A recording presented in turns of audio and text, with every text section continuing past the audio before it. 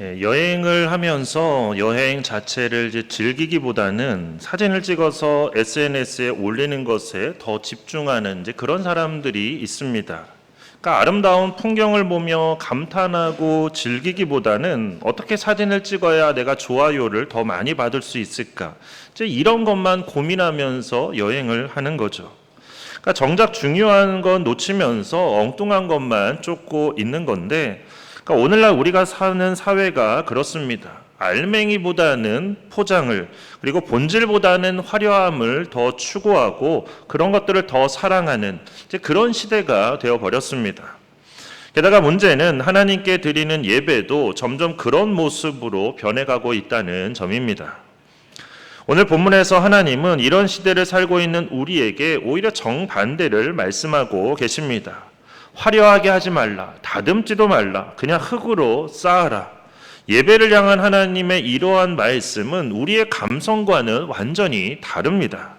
그래서 오늘 말씀을 통해서 하나님께서 원하시는 예배, 하나님께서 받으시는 예배가 어떤 예배인지를 우리가 좀 함께 나누고자 합니다. 오늘 본문 말씀은 이제 십계명을 주신 직후에 또 주신 말씀입니다. 그래서 18절을 보면 뭇백성이 우레와 번개와 나팔 소리와 산의 연기를 본지라 그들이 볼 때에 떨며 멀리 서서라고 이제 말씀합니다. 우리가 한번 좀 상상을 한번 해보겠습니다. 천둥이 치고 번개가 하늘을 갈라놓고 땅이 진동합니다. 어디선가 웅장한 나팔 소리가 울려 퍼지고 시내산 전체가 막 연기로 자욱합니다. 이건 그냥 날씨가 험해진 게 아닙니다. 거룩하신 하나님께서 죄인의 땅에 임하실 때 나타나는 영광과 위엄의 현상입니다. 이스라엘 백성들은 그 압도적인 하나님의 임재 앞에서 두려워 떨며 뒤로 물러섰습니다. 그러니까 이건 단순한 어떤 공포가 아니라 죄인이 거룩하신 하나님을 정면으로 마주하게 됐을 때 나타나는 그런 가장 정직한 반응입니다. 그동안 이스라엘 백성들은 이제 하나님의 말씀을 들었지만 모세를 통해서 전해 들었습니다. 그러다 보니 하나님의 말씀이기는 하지만 그냥 좋은 교훈 정도로만 그렇게 흘려들어 왔습니다.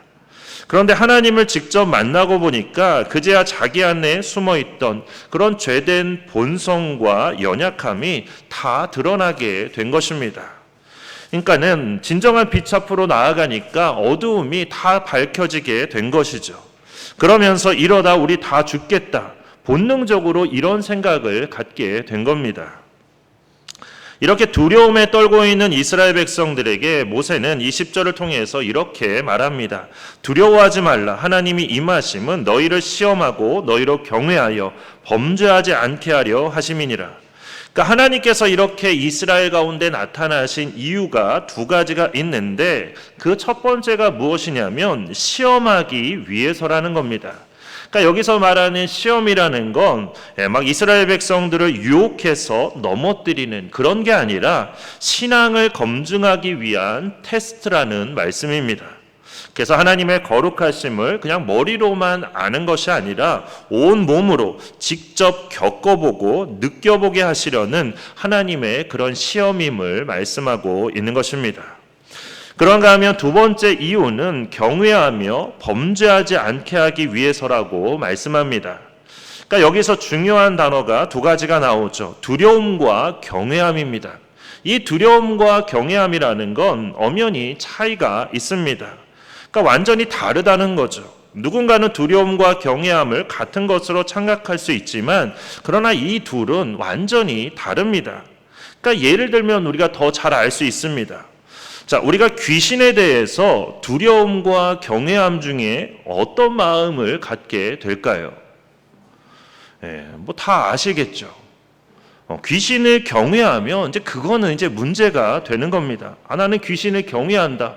그러면 뭐 저기 어디 뭐 점집이나 그런 데 가야 되는 거죠. 귀신은 그냥 무섭고 두려워서 피하고 싶은 그런 존재일 뿐입니다. 그러나 하나님은 그렇게 피하고 싶은 두려움의 대상이 아니라 오히려 경외의 대상이라는 말씀입니다. 그래서 경외심이란 두려움과 사랑이 함께 있는 것, 그게 바로 경외심입니다. 그래서 종교개혁자인 칼빈은 이 구절을 풀이하면서 이렇게 설명했습니다. 참된 경건은 하나님을 향한 두려움과 사랑이 함께 있는 상태다. 그러니까 만약 하나님을 향한 두려움만 있게 되면 우리의 삶은 그냥 절망으로 흐르게 됩니다. 희망이라고는 찾아볼 수가 없게 되는 거죠. 그런가 하면 반대로 하나님을 향한 사랑만 있게 되면 결국에는 그냥 우리는 죄를 마음대로 짓는 그런 방종으로 흐르게 됩니다. 따라서 건강한 신앙은 이 둘을 함께 품는 것으로 이걸 바로 거룩한 경외심이라고 부릅니다.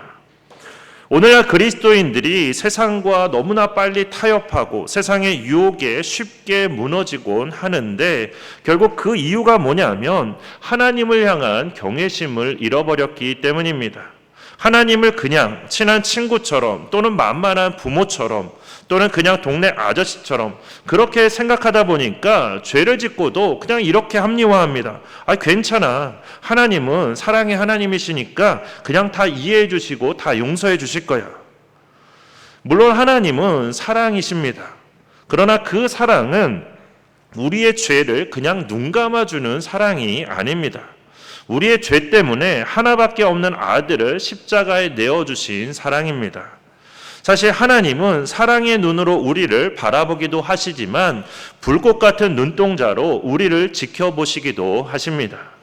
공의의 눈으로 우리를 바라보기도 하신다는 거죠. 그렇기 때문에 우리는 이 부분에 있어서 우리가 거룩한 긴장감을 가지고 살아야 하는 것입니다. 그래야만 죄 앞에서 우리가 쉽게 무너지지 않을 수 있습니다. 그리고 저는 이 장면 앞에서 우리의 예배를 한번 우리가 돌아보고자 합니다. 우리는 매 주일마다 또는 매일 새벽마다 말씀을 통해서 주님의 임재 앞에 우리가 섭니다. 그런데 그때 과연 우리 안에는 하나님을 향한 떨림이 얼마나 있냐 하는 겁니다. 멀리서나마 하나님을 향해 옷깃을 여미는 그런 경외함이 얼마나 남아 있냐 하는 것이죠. 우리가 정말로 높은 사람들을 만나게 되면 양복을 입었을 때 단추를 다 풀렀다가도 그 사람 앞에 가면 옷을 여미고 단추를 잠그게 되어 있습니다. 그런데 하나님 앞에 서게 될 때 우리가 과연 그런 떨림과 경외함이 있냐 하는 거죠. 오히려 동네 아저씨를 만나듯이 그렇게 아무런 경외함도 없이 만나고 있는 건 아닌가, 우리의 모습을 한번 돌아볼 필요가 있다는 겁니다. 우리가 정말로 하나님이 어떤 분이신지를 제대로 알고 그분의 임재 앞에 서게 된다면 우리는 두렵고 떨림으로 그리고 경외함으로 하나님께 예배드리지 않을 수가 없습니다. 그렇게 하나님을 우리가 더 바르게 알고 그래서 예배를 드릴 때마다 우리가 더욱더 경외함으로 하나님 앞에 서게 되는 그런 우리가 되기를 축원합니다. 다시 19절로 돌아가 보면 하나님의 놀라운 임재를 통해서 두려움에 떨게 된 그 이스라엘 백성들이 이제 모세에게 이렇게 부탁합니다. 당신이 우리에게 말씀하소서 우리가 들으리이다. 하나님이 우리에게 말씀하시지 말게 하소서 우리가 죽을까 하나이다. 그러니까 하나님의 음성을 직접 듣게 되니까 하나님의 임재를 직접 보게 되니까 너무나 두렵고 떨려서 모세에게 대신 중보자의 역할을 감당해 달라고 그렇게 요청하는 거죠. 그러니까 저는 이 장면이 참 솔직하다고 생각합니다. 우리는 늘 하나님께 제게 직접 말씀해 주세요. 이렇게 기도할 때가 있습니다. 그런데 막상 하나님께서 정면으로 우리 앞에 나타나시면 과연 우리는 어떻게 될까요? 아마 당시 이스라엘 백성들처럼 얼굴조차 제대로 못 들고 벌벌 두려워서 떨지 않을까요? 게다가 사실 우리가 하나님의 음성을 듣고 싶다고 말하지만 정말로 그렇게까지 듣고 싶어 할까 하는 것입니다. 그러니까 솔직히 말하면 안 듣고 싶을 때가 더 많을 겁니다. 그리고 들어도 못 들은 척 할 때도 많을 겁니다. 그러니까 마치 부모님의 잔소리처럼 여겨서 들으면서도 안 들려요 막 이럴 때가 있다는 거죠.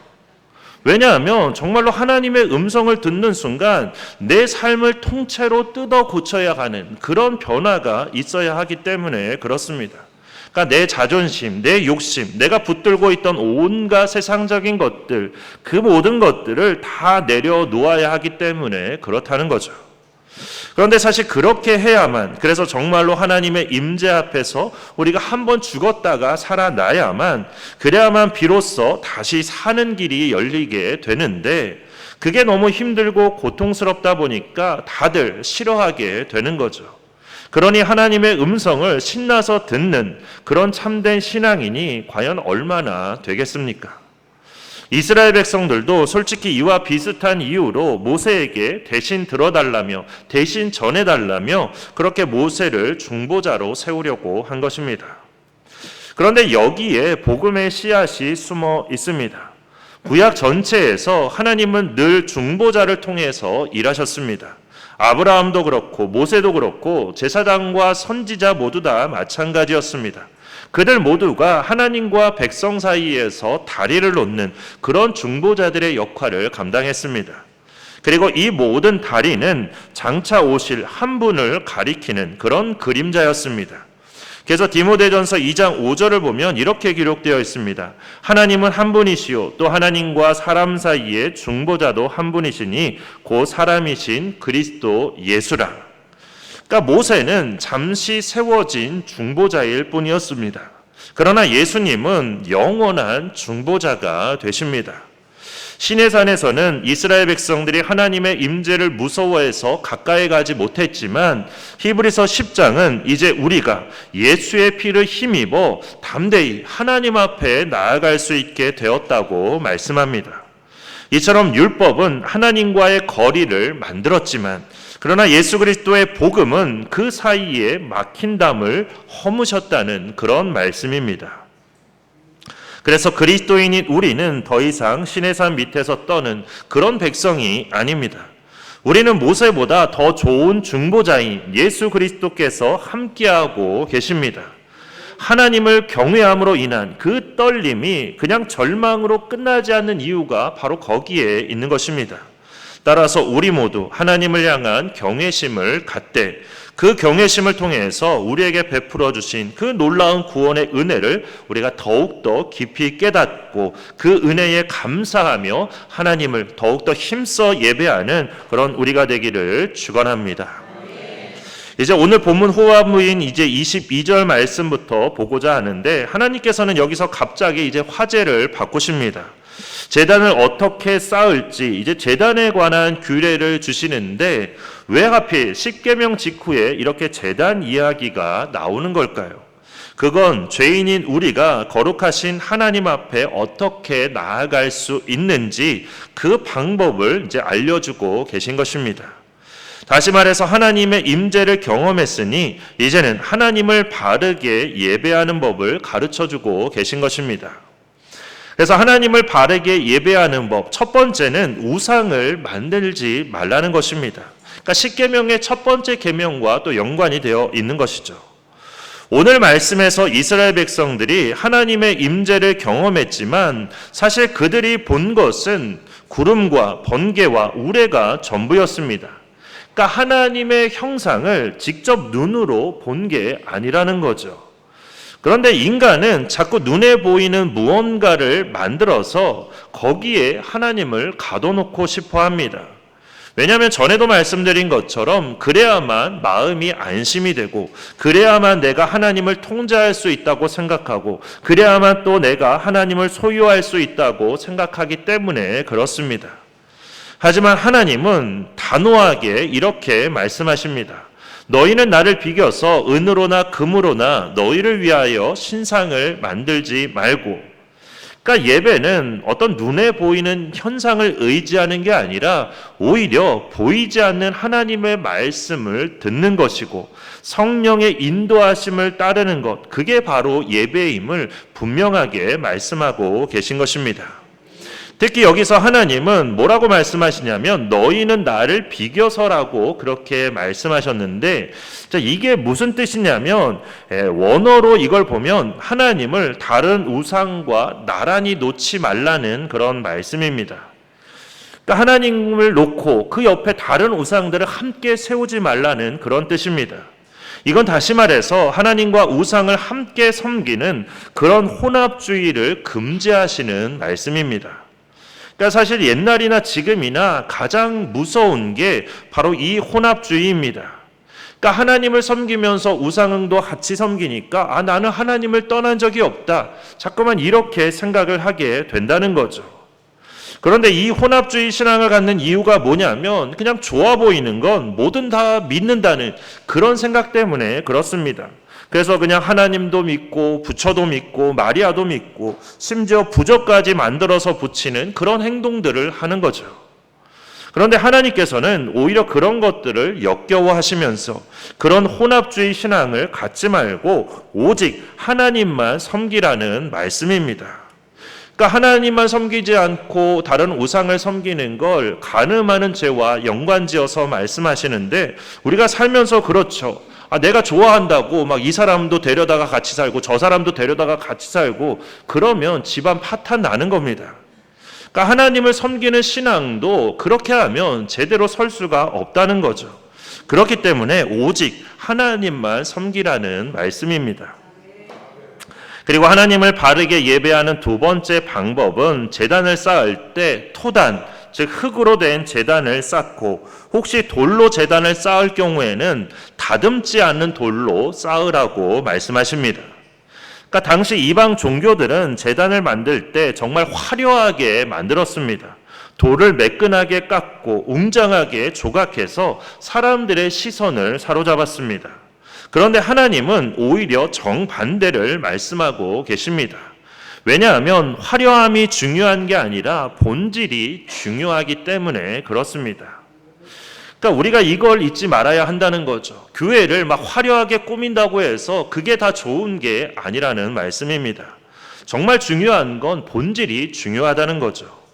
그래서 오늘 말씀에서 그 흙으로 제단을 쌓으라고 할 때 그 흙은 인간의 보잘것없음을 상징하는 것입니다. 우리는 보잘것없지만 그래도 제단에서 우리가 하나님께 예배를 드릴 때 하나님께서는 그 예배를 받으신다는 거죠.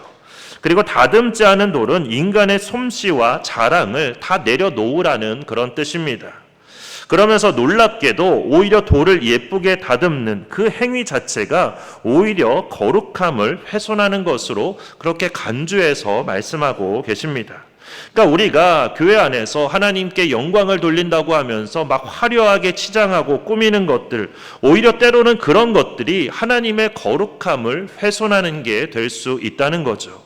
특히나 예배의 자리는 더 그렇습니다. 뭔가가 화려하게 옆에 세워져 있으면 사람들의 시선이 다 거기로 쏠리게 되어 있습니다.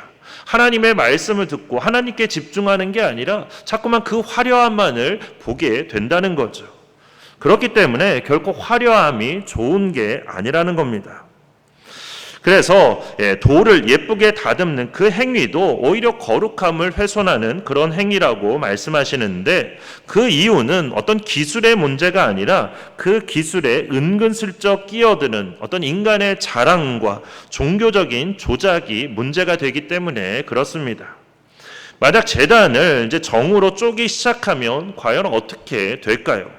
결국은 사람들은 제단을 놓고도 경쟁하게 될 것입니다. 누구 제단이 더 크냐, 누구 제단이 더 높냐, 그렇게 모양을 내다가 결국 제단을 쌓는 그 본질을 잃어버리게 된다는 겁니다. 이걸 어떻게 할 수 있냐면 이제 유럽 여행을 가보신 분들은 아마 아실 겁니다. 유럽 여행을 가면 이제 그 관광 코스에 대부분 이제 유럽의 큰 대성당들을 이렇게 돌아보는 그런 이제 코스들이 다 들어 있습니다. 그러니까 그 이제 유럽에 있는 대성당들을 보면 엄청나게 크고 화려합니다. 그런데 그곳을 이제 견학할 때 가이드들의 설명을 들어보면 설명의 내용들이 대부분 그렇죠. 이 그림은 누가 그렸고, 이 조각은 누가 했고, 이 성당을 짓는 데는 몇십 년이 걸렸고, 그냥 이런 설명만 할 뿐입니다. 정작 교회의 머리 대신 예수님에 대해서는, 그리고 그곳에서 드려졌던 예배에 대해서는 그 어떤 설명도 없습니다. 그냥 화려함만을 추구하면 이렇게 예배라는 그런 본질은 사라지고 건물만 남게 되는 것입니다. 게다가 사실 인간이 다듬어 봐야 그것이 얼마나 멋지겠습니까? 하나님이 빚어주신 그런 천연석 그대로가, 그리고 하나님께서 만드신 자연 그대로가 가장 아름답다는 것, 우리가 그것을 기억해야 하는 것입니다. 그리고 여기서 우리가 꼭 붙들어야 할 것이 있는데, 그게 뭐냐면 돌을 정으로 쪼는 것, 다시 말해서 하나님을 잘 섬기겠다고 하는 우리의 그 열심 자체가 늘 옳은 건 아니라는 사실입니다. 이걸 어떻게 알 수 있냐면 모세와 다윗과 바울을 보면 알 수 있습니다. 그러니까 모세의 평생 소원은 가나안 땅에 들어가는 것이었습니다. 그런데 하나님께서는 요단강 코앞에서 모세를 느보산으로 데려가시고는 그곳에서 그의 생명을 거두어 가셨습니다. 그래서 어떤 목사님은 이것에 대해서 막 이런 말씀을 하기도 하십니다. 농담이 좀 섞여 있는데 그런 말씀을 하세요. 만약 모세가 120세가 넘어서 그렇게 가나안 땅에 들어갔다면 어떤 일이 벌어졌을까요? 아마 여호수아 세대와 부딪히면서 왜 아직 안 물러나냐, 너는 왜 아직도 하고 있냐, 너나 잘해라, 막 이런 다툼이 계속 일어났을 거라는 거죠. 그리고 제가 보기에도 그렇습니다. 아마 모세가 그렇게 가나안 땅까지 들어갔다면 막 모세의 우상을 세워놓고 모세를 섬기는 그런 일들도 벌어졌을지 모릅니다. 그래서 모세가 어디서 죽었는지 아무도 모르게 하신 이유가 또 거기에 있는 것이죠. 그래서 사실 느보산까지가 모세에게 주신 최고의 자리였다는 겁니다. 그 멈춤이 실은 모세에게 있어서 가장 복이었다는 것이죠. 그러니까 다윗도 마찬가지입니다. 다윗은 성전을 짓고 싶어 했습니다. 그러나 하나님께서는 너는 짓지 마라 이렇게 말씀하시면서 멈추게 하셨습니다.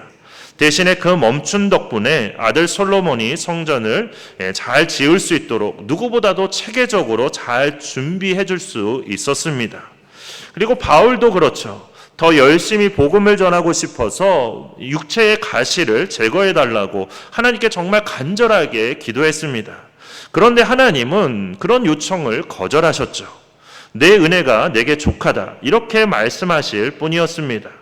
왜냐하면 하나님의 능력이라는 것은 강함 가운데서 나타나는 게 아니라 오히려 약함 속에서 더 온전해지기 때문입니다. 이처럼 하나님은 사랑하시는 자를 때때로 멈추게 하십니다. 하나님을 떠난 인간은 끝없이 더 높은 탑, 더 많은 사역을 쌓으려고 몸부림을 칩니다. 그러나 하나님이 원하시는 건 그런 게 아니라는 거죠. 있는 모습 그대로 나오는 것, 가식 없이 진실하게 나오는 것, 마음의 중심을 먼저 드리는 것, 그게 바로 하나님께서 받으시는 예배임을 말씀하고 계신 것입니다. 마지막으로 하나님을 바르게 예배하는 세 번째 방법은 층계를 만들지 말라는 것입니다. 그러니까 어떤 주석은 이걸 어떻게 해석하냐면 옛날에는 제사장들이 속옷을 안 입었다는 거죠. 그러니까 그렇게 층계를 올라가면 하체가 드러날 수 있어서 계단을 만들지 말라고 하신 거라고 그렇게 해석을 합니다. 그런데 여기서 성경이 말하고자 하는 핵심은 속옷을 입었냐 안 입었냐 그것의 문제가 아닙니다. 다른 이방 종교들을 보면 제단을 아주 높고 웅장하고 화려하게 만듭니다. 그래서 제단을 그냥 우러러보게 만드는데 하나님께서는 그렇게 하지 말라는 말씀입니다. 하나님이 원하시는 건 그런 웅장함과 화려함이 아니라 오히려 겸손함이기 때문에 그렇습니다.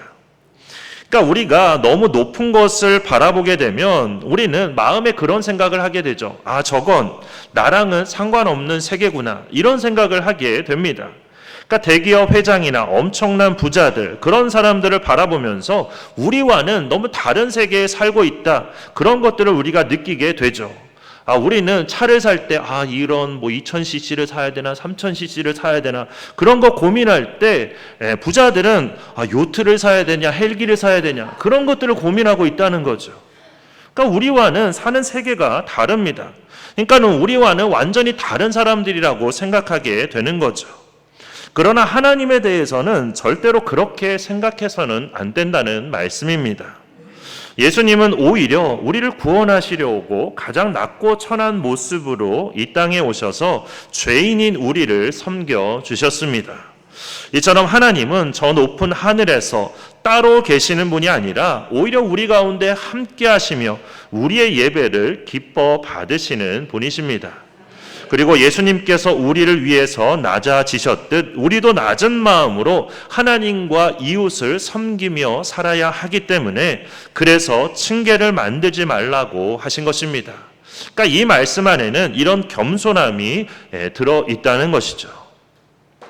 그런가 하면 24절에서는 이렇게 기록되어 있습니다. 내게 토단을 쌓고 그 위에 내 양과 소로 내 번제와 화목제를 드리라. 내가 내 이름을 기념하게 하는 모든 곳에서 내게 임하여 복을 주리라. 자, 이 말씀이 얼마나 은혜로운지 모릅니다. 하나님은 우리의 예배를 받으실 때 어떤 특정한 장소에서 드려야만, 화려한 건물에서 드려야만 우리의 예배를 받으시는 게 아니라는 거죠.